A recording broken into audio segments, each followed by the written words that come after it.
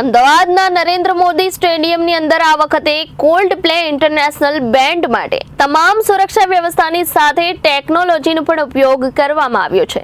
સ્ટેડિયમમાં ખાસ કરીને ગ્રાઉન્ડ પર આવેલી ક્રિકેટની પીચ અને ઘાસને લઈને ખાસ ટેકનોલોજી અને પ્લાનિંગથી વ્યવસ્થા કરવામાં આવી છે, જેમાં પીચની બંને બાજુ સ્ટેજ બનાવીને પીચને નુકસાન ન થાય એ બાબતનું ધ્યાન રાખવામાં આવ્યું છે।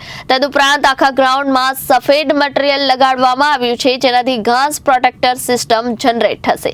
આ સિસ્ટમથી ઘાસના તણખલાને પણ નુકસાન થશે નહીં।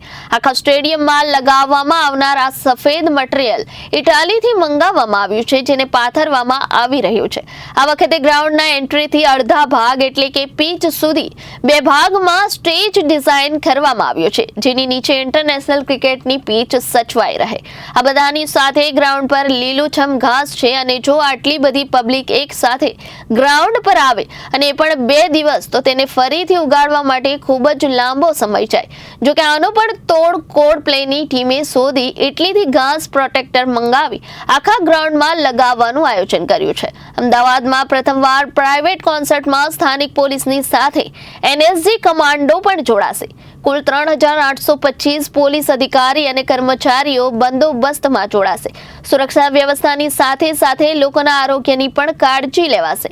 સ્ટેડિયમ પર કામ ચલાઉ હોસ્પિટલ તૈયાર કરાશે અને એમ્બ્યુલન્સ પણ તૈનાત કરાશે।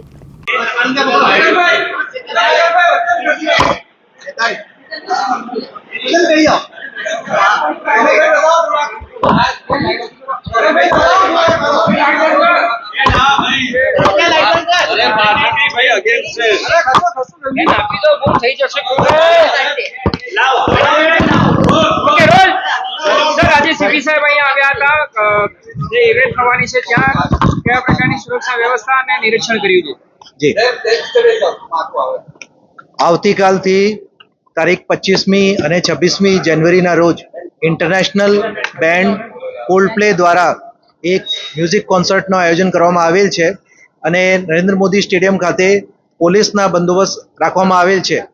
એ પોલીસ બંદોબસ્તની રિહર્સલ માટે આજે પોલીસ કમિશનર સાહેબ અત્યારે અહીંયા આવ્યા છે અને તમામ જગ્યાના પોલીસ બંદોબસ્તના નિરીક્ષણ કરવામાં આવે છે।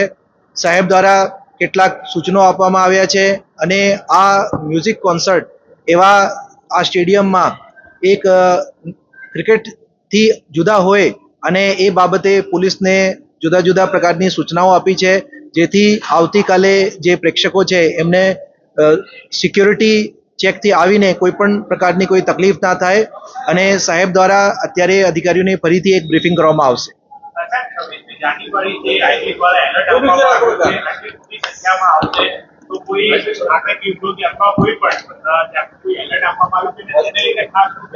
જી, પોલીસ દ્વારા જે ખાનગીમાં અને યુનિફોર્મમાં જે બંદોબસ્ત રાખવામાં આવ્યા છે એ તમામ જગ્યા મેટલ ડિટેક્ટરથી ચેકિંગ કરવામાં આવશે। એની સાથે સાથે અહીંયા 400થી વધારે સીસીટીવી કેમેરાના એક નેટવર્ક ગોઠવવામાં આવ્યા છે અને તમામ જે છે પ્રેક્ષકો એની ચેકિંગ ફ્રેસ્કિંગ બરાબર થવાની છે અને સુરક્ષાની દૃષ્ટિથી કોઈ પણ ચૂક ના રહી જાય એના માટે જે પોલીસ છે એ વ્યવસ્થિત સંખ્યામાં રાખવામાં આવેલ છે। ખાસ કરીને મહિલા દર્શકો વધારે હોય છે, તેના માટે શું સુરક્ષા? Reporter Rakesh Kumar Yadav, Janadesh news, Ahmedabad.